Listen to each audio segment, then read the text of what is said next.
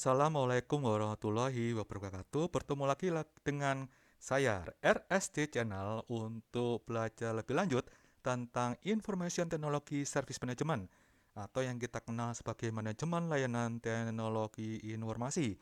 Tetap dengan topik yang sama yaitu ITIL di layanan strategi.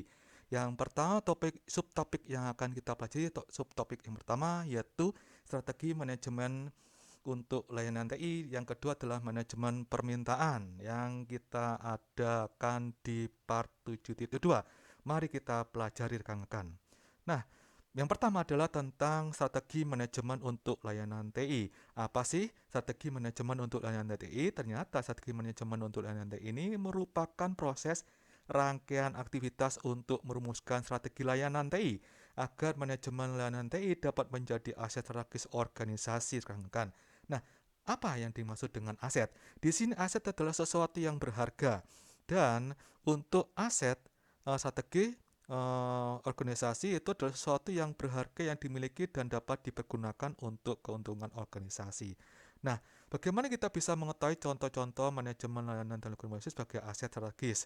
Nah, kita bisa melihat dari sini, contohnya adalah ada sebuah layanan online chatting yang memungkinkan pelanggan bertanya, berkonsultasi, atau menyampaikan keluhan kepada customer service 24 jam. Yang kedua adalah adanya layanan sistem perkiraan harga atau sales quotation, atau yang kita lihat itu secara otomatis sehingga pelanggan bisa memperkirakan harga barang. Ini adalah contoh manajemen layanan teknologi informasi sebagai aset strategis. Nah, kita akan mencoba untuk mengetahui sejauh mana aktivitas-aktivitas dari proses strategi manajemen untuk layanan teknologi informasi. Nah, di sini kita bisa melihat aktivitasnya seperti ini. Yang pertama adalah analisis strategi umumnya mempergunakan SWOT atau yang kita kenal sebagai strength, weakness, opportunities, threat. Yang kita tahu adalah kekuatan, kelemahan, peluang, dan ancaman. Nah, yang pertama yaitu analisis bagaimana kita bisa tahu analisis lingkungan internal organisasi. Di sini diidentifikasi kekuatan dan kelemahan organisasi dari layanan teknologi informasi yang berjalan. Nah, analisa biaya dan analisa ROI serta layanan teknologi informasi. Nah, yang kedua adalah analisis lingkungan eksternal yang organisasi identifikasi, yaitu artinya identifikasi faktor di luar organisasi yang berpengaruh terhadap organisasi sebagai peluang atau ancaman seperti tren, perpu, peraturan pemerintah, pengganti undang-undang, kemudian pangsa pasar yang baru, kemudian yang C yaitu menentukan tujuan strategis yang ingin diraih oleh organisasi dalam jangka waktu tertentu. Yang ke D atau keempat, menentukan target pasar pelanggan di sini. Ya, artinya apa? Menganalisis target pasar dan pelanggan yang sesuai dengan layanan teknologi informasi karena tidak semuanya akan sesuai dengan yang diberikan, ditawarkan. Yang kedua, di sini kita bisa tahu bagaimana aktivitasnya itu merumuskan strategi. Yang kita kenal dengan mengenerate strategi itu artinya merumuskan strategi. Mencakup dua hal, kan. Yang pertama, yaitu apa yang dilakukan oleh organisasi. Yang kedua, bagaimana layanan teknologi informasi itu mendukung bisnis atau kebutuhan pelanggan. Nah, itu adalah uh, merumuskan strateginya. Nah, kita tahu bahwa cara merumuskan strategi itu juga perlu untuk mengetahui langkah-langkah yang akan kita lakukan. Nah, di sini akan saya jelaskan tentang 8 langkah untuk merumuskan strategi atau mengenerating strategi. Dan itu berdasarkan rekomendasi dari ITIL. Nah, yang pertama adalah satu, menentukan target pasar dan pelanggan. Artinya apa? Menentukan tipe dari penyedia layanan atau service provider, kan.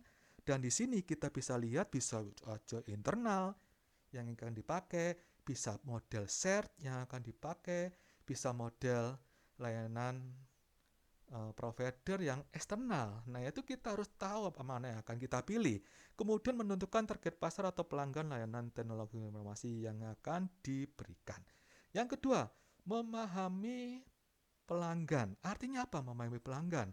Yaitu bagaimana mengenal critical success factors, yaitu titik di mana itu faktor itu memberikan sukses berpengaruh pada pelanggan atau key performance indikator kunci performanya yang tertinggi, yang baik. Bisnis pelanggan kita untuk dicari faktor apa yang mendukung tercapainya CSF atau KPI-nya sehingga bisa digunakan untuk indikator kesuksesan layanan teknologi informasi. Yang ketiga adalah tentang bagaimana kita mengkuantifikasi, menjumlah atau melihat jumlah hasilnya atau luaran bisnis outcome dan nilai value yang ada dari layanan teknologi informasi. Artinya apa? Di sini yang dimaksud adalah value atau nilai yang diharapkan adalah kebermanfaatan, utility, dan garansi atau waranti. Yang keempat, mengelompokkan dan memvisualisasikan layanan. Artinya apa? Jadi yang keempat ini artinya adalah jika ada layanan teknologi informasi yang sama, karakter atau spesifik tertentu, maka perlu dikelompokkan agar efisien. Nah, rekan-rekan, di situ 8 langkah merumuskan strategi, baru 4 rekan-rekan. Nah, mana sisanya? Nah, kita akan melihat sisanya yaitu di sini. Yang kelima yaitu memahami 8 langkah, kelanjutannya yaitu 5, 6, 7, 8. Yaitu yang kelima, itu memahami peluang pasar, rekan-rekan. Di sini memahami peluang pasar itu pangsa pasar artinya menentukan kelompok pelanggan mana yang menjadi target pasar layanan teknologi informasi. Berdasarkan apa? Berdasarkan sumber daya teknologi informasi. Artinya bisa lihat dari apa yang ada dari mereka atau yang kita perlukan. Dan kemampuan teknologi informasi atau yang kita kenal dengan IT capabilities. Kemampuan capabilities.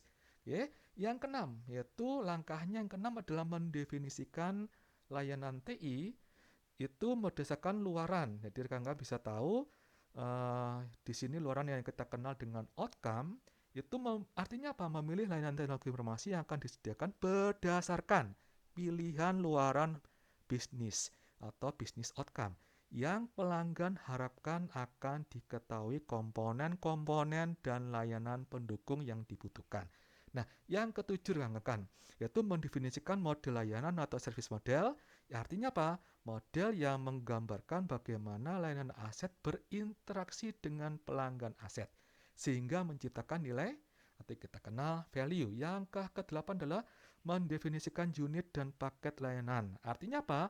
Caranya menciptakan layanan teknologi informasi dikemas ke pelanggan agar menarik, efisien, dan efektif. Nah, dari 8 rangka merumuskan strategi yang direkomendasi dari ITIL, kita akan melihat variabel kelanjutannya, yaitu variabel berkaitan dengan variabel demand, manajemen atau manajemen permintaan. Yang kita tahu tujuannya apa sih?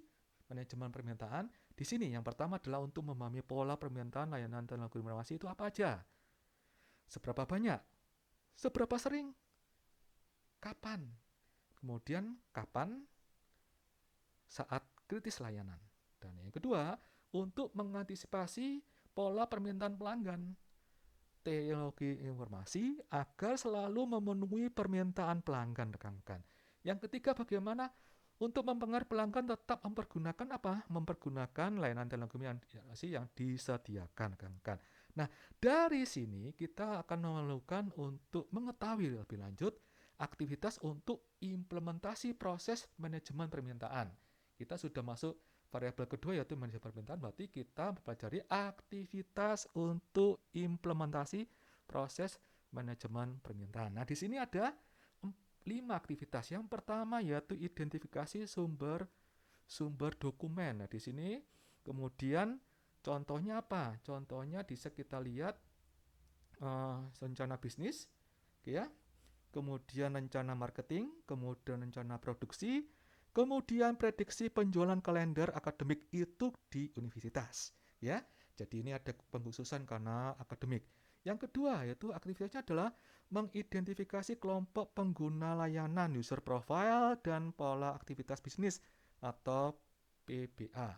Nah, yang ketiga adalah identifikasi kebutuhan kapasitas sistem teknologi informasi berdasarkan analisis aktivitas bisnis yang digunakan layanan teknologi informasi atau yang disebut manajemen aktivitas berbasis aktivitas atau activity based demand management.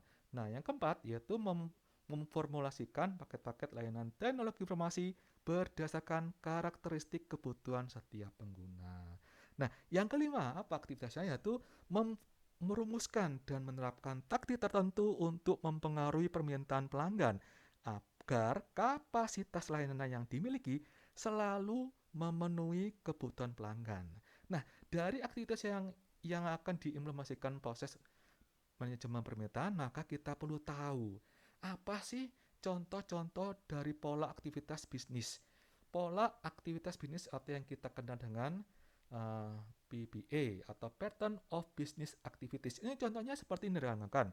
Pertama, contohnya adalah informasi pola penggunaan layanan di Departemen Teknologi Informasi atau Puskom, universitas yang ingin memastikan kapasitas pemakaian sistem informasi akademik. Yang kedua, contohnya apa? Untuk pola aktivitas bisnis, informasi pola permintaan layanan ATM, di antaranya kapan penggunaan ATM terbanyak, kemudian siapa pengguna utamanya. Di sini ada catatan kecil yang perlu kita ketahui semuanya. Semakin dapat diprediksi, the more predictable, ya, semakin banyak dapat diprediksi pola aktivitas bisnis PBE, maka semakin berisiko investasi TI yang dikeluarkan sehingga mempercepat disetujuinya layanan portofolio dalam layanan teknologi informasi. Begitu pula sebaliknya. Nah, dari sini kita akan mencoba melihat versi yang kita tahu, yaitu contoh untuk pengguna layanan teknologi informasi dari versi user, yaitu di sini ada person, ada organizational function atau fungsi organisasi, ada proses, ada aplikasi. Nah, di sini contoh untuk pengguna layanan TI itu kalau orang itu apa aja? Mahasiswa, staf TI, dosen, kaprodi, atau di sini kita lihat adalah Head of Study Program. Nah, karena kalau fungsi organisasinya siapa aja itu yang termasuk di situ? Pengajaran, keuangan, SDM, Human Resource. Nah, bagaimana dengan proses rekan-rekan? Nah, dalam proses itu yang termasuk proses adalah komunikasi, kemudian kontrol pengajaran, kemudian evaluasi kinerja dosen, kemudian penggajian. Kemudian bagaimana dengan aplikasinya? Dari aplikasi ini kita bisa melihat yang termasuk aplikasi dalam penggunaan layanan teknologi informasi. Itu adalah presensi sidik jari rekan-rekan. Kemudian pendaftaran mata kuliah. Kemudian pendaftaran mahasiswa baru online. Nah, ini adalah contoh-contoh layanan pengguna yang kita bisa tahu. Nah, bagaimana kita bisa memvisualisasi manajemen permintaan rekan-rekan setelah kita tahu contoh pengguna layanan TI-nya. Nah, kita akan melihat dari gambar seperti ini. Berikut ini kita akan melihat bagaimana sebuah visualisasi manajemen permintaan itu dimulai dari layanan aset, ya, yang akan memberikan respon kepada kapasitas atau supply dari customer yang akan diberikan kepada customer atau aset. Nah, dari itu akan memberikan present pattern pola yang saat itu diminta atau demand. Nah, di sini demand management yang kita kenal sebagai manajemen permintaan itu yang akan memberikan info kepada konsumen siklus untuk permintaan produksinya. Nah, ini bisa dilihat ada contohnya yaitu dari harga diskon, harga premium, promosi, dan lain-lain. Itu termasuk insentif dan penalti rekan-rekan. Nah, ini adalah siklus produksi dari permintaan konsumen. Nah, ini dari visualisasi manajemen permintaan, kita sudah memahami bagaimana dari bab ini tentang kita belajar apakah manajemen permintaan itu yang termasuk dari variabel yang ada di layanan strategi, termasuk juga strategi manajemen untuk layanan TI sudah kita bahas rekan-rekan di part 7.2. Nah, langkah berikutnya kita akan melanjutkan di part 7.3 dan mempelajari dari variabel sisanya, variabel yang ketiga, keempat, dan kelima. Nah, rekan-rekan, kita sudah selesai. Nah, harapan saya, RS Channel, tetap kalian bisa subscribe, like, dan share kepada orang lain, sehingga orang lain juga bisa mengambil manfaat dari pembelajaran hari ini. Dan jangan lupa tetap jaga kesehatan. Dengan kesehatan itu kita tetap bisa melakukan aktivitas kehidupan kita sehari-hari. Oke rekan-rekan, sampai jumpa di pertemuan berikutnya di pertemuan ITSM MLTI part 7.3. Wassalamualaikum warahmatullahi wabarakatuh. Sampai jumpa di pertemuan berikutnya.